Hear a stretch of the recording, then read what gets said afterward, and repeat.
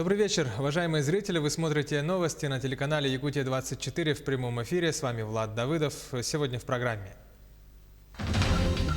Цифра дня. 177 новых случаев коронавируса выявили за сутки в Якутии.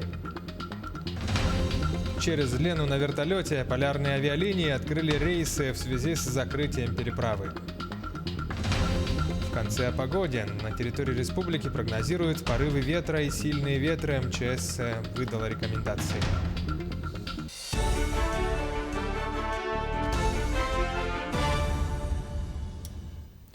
За минувшие сутки на территории республики зафиксировали 177 новых случаев коронавирусной инфекции. Об этом сообщила Ольга Балабкина, замруководителя регионального штаба. В ходе брифинга 125 случаев выявили в Якутске, в Нюрбинском районе 8 случаев, в Алданском и Нерынгринском районах по 6, в Мегино-Кангаласском районе 5. Отдельные случаи коронавируса обнаружили практически в каждом районе республики, отметила Ольга Балабкина. К сожалению, тяжелые случаи в республике Саха-Якутия увеличиваются. Увеличиваются они прежде всего за счет пожилого населения. Поэтому еще раз берегите свое старшее поколение.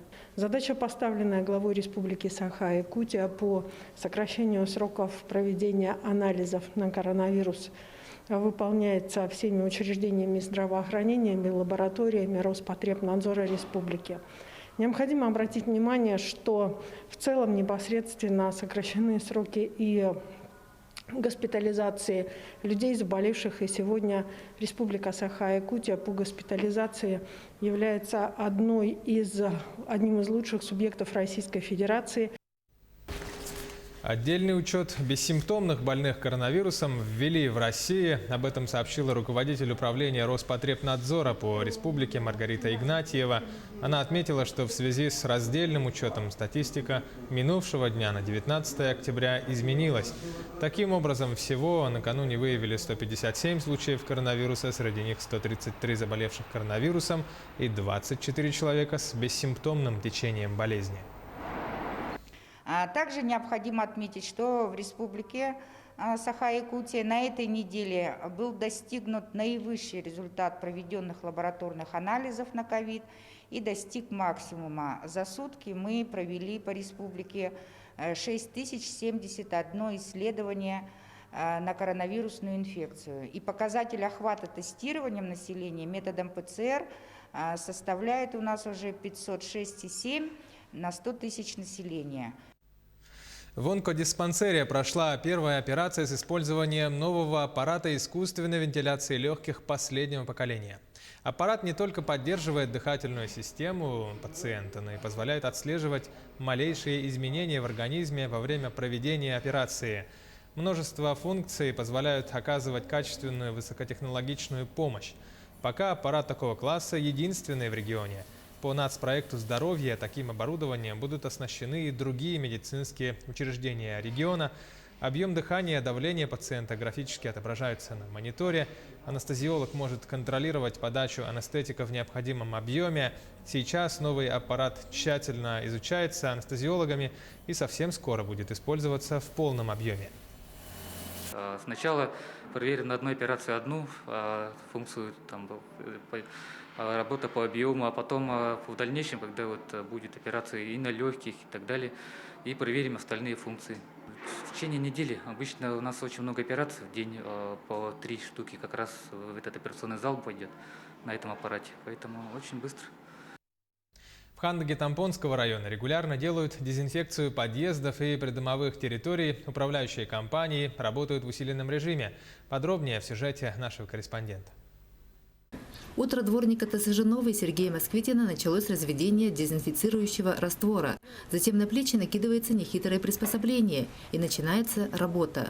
Ручки дверей, домофоны, почтовые ящики, перила, стены, лестницы – все, с чем контактируют люди, подвергается обязательной санитарной обработке. С утра приходишь, разложу, пока приготовлю аппарат, пока то все начинает каждый дом, каждый подъезд дезинфицировать начинаешь. Конечно, устаешь, никуда не без этого. Но тем не менее надо все-таки. Не без этого. Вот и так, пока это не пройдет все.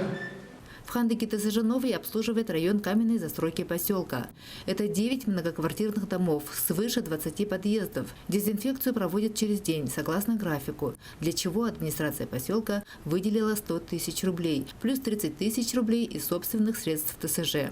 Запасов дезинфицирующих средств, защитных масок, перчаток хватит до конца декабря.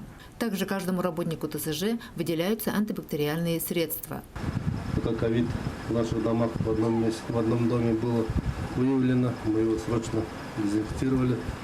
И подъезды, и внутри подъезда, и снаружи. В общем, нормально все. Так-то сказать, как такого страшного ничего нету, но стараемся, чтобы до этого не допустить. Все работы проводятся в будние дни. Пока жильцы на работе, работники ТСЖ «Новый» спокойно обрабатывают и входную группу, и внутренние части подъезда. Антивирусная уборка продолжается. Мария Винокурова, Хандыга, Тамбонский район. Жители микрорайона Марха бьют тревогу. Вот уже год местные заводы буквально отравляют людям жизнь. Ближайшее производственное предприятие расположено буквально менее чем в 300 метрах от жилого дома. В ситуации разбиралась наш корреспондент Саргалана Неустроева. Сегодня 22 сентября, время 9:20. От жилого дома номер 3 по улице Экспериментальной. Все права даны заводу. Вот так вот мы работаем. Всего 300 метров разделяет жителей улицы Экспериментальной от асфальтобетонного завода. По словам местных жителей, выброс из трубы токсичных веществ здесь происходит ежедневно и круглые сутки. И это при том, что в соответствии с законом и санитарными нормами расстояние между промышленной зоной и жилыми домами не должно быть менее 500 метров. Однако уже более года мархинцы вынуждены мириться с непосредственным соседством с заводами. Кто будет вообще нам компенсировать ущерб нашему здоровью? И как долго это будет вообще продолжаться? И неужели вообще никак их нельзя закрыть? У них по карте составляет 290 метров от них до нашего дома. То есть все нарушено абсолютно. И они травят народ. То есть не только мы, представляете, страдаем, даже до Мархи этот дым доходит едкий.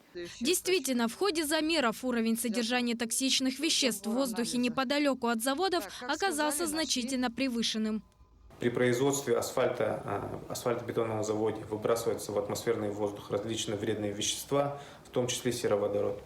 По результатам лабораторных испытаний ФБУ Центра гигиены и эпидемиологии в Республике Саха-Якутия по улице Намсырская установлено превышение массовой концентрации сероводорода, что является нарушением гигиенических нормативов предельно допустимой концентрации загрязняющих веществ в атмосферном воздухе городских и сельских поселений. Так как же вообще заводам позволили работать на данной территории и кто допустил подобное? Вопрос по-прежнему остается открытым, а тем временем производственники пока откупаются штрафами. Данный земельный участок ранее выделялся другому юридическому лицу, был перепродан, а сейчас в настоящий момент там стоит зона П4 производственная. В принципе, они как бы и на законных основаниях находятся, но есть одно но: по Санпину у них должна быть санитарная защитная зона не менее 500 метров. То есть в этой части тоже Роспотребнадзор выявил нарушение, а также было отражено в ранее выданном предписании. Противостояние заводов и жителей Мархи затягивается. И пока продолжаются эти бесконечные дрязги, а один штраф накладывается на другой, мархинцы надеются лишь на свои силы и помощь СМИ. Саргалана Неустроева, Григорий Охлопков, Якутск. Компания «Полярные авиалинии» открыли рейсы вертолетом через реку Лену в связи с закрытием переправы. Рейсы будут выполняться по маршруту Маган, площадка Манитах-Маган. Рабочая комиссия осмотрела посадочную площадку. Она соответствует федеральным авиационным правилам и готова для приема вертолетов Ми-8 и его модификаций. В республике с рабочим визитом находится делегация из Санкт-Петербурга во главе с вице-губернатором Эдуардом Ботановым. В составе группы представители науки, образования, бизнеса. В Саха-Медиа состоялась пресс-конференция по итогам рабочего визита. Многие петербургские предприятия заключили соглашение о сотрудничестве с научными и деловыми кругами Якутии. Вскоре уже начнется реализация совместных проектов в области образования и бизнеса. В частности, Главное управление МЧС по республике готово протестировать вездеходную технику предприятия «Русское вездеходное общество» в условиях низких температур. провели очень эффективную встречу с Комитетом предпринимательства, торговли и туризма о предоставлении поддержки по разработке новых туристических маршрутов, которые концептуально связывают Санкт-Петербург и Республику Саха-Якутия. В Якутии впервые проходит всероссийский конкурс среди учащихся школ Агро-НТИ. Там учатся применять цифровые технологии в сельском хозяйстве. Организаторы презентовали в онлайн-формате цифровые оборудования, в частности, в направлении агрокоптеры, учащиеся в электронном формате, придумывают программы, которые организаторы применяют к коптерам. Например, кто сделает лучшую программу, по которому коптер снимет пашни и поля более обзорно и правильно, тот побеждает. Далее победители региональной площадки поедут на финал конкурса в Белгород и Новосибирск, а в полигоне «Агророботы» студенты придумали 7 роботов. Они помогают вспахивать землю, убирают снег, подносят сено к скоту, даже садят картошку. Значит, робот состоит из основных частей. Это 3 пары ведущих колес, значит, механизм бульдозера, механизм зажатия сена и один из таких очень интересных элементов – это картофелесажалка, значит, которая осуществляет посадку картошки, значит, в заданные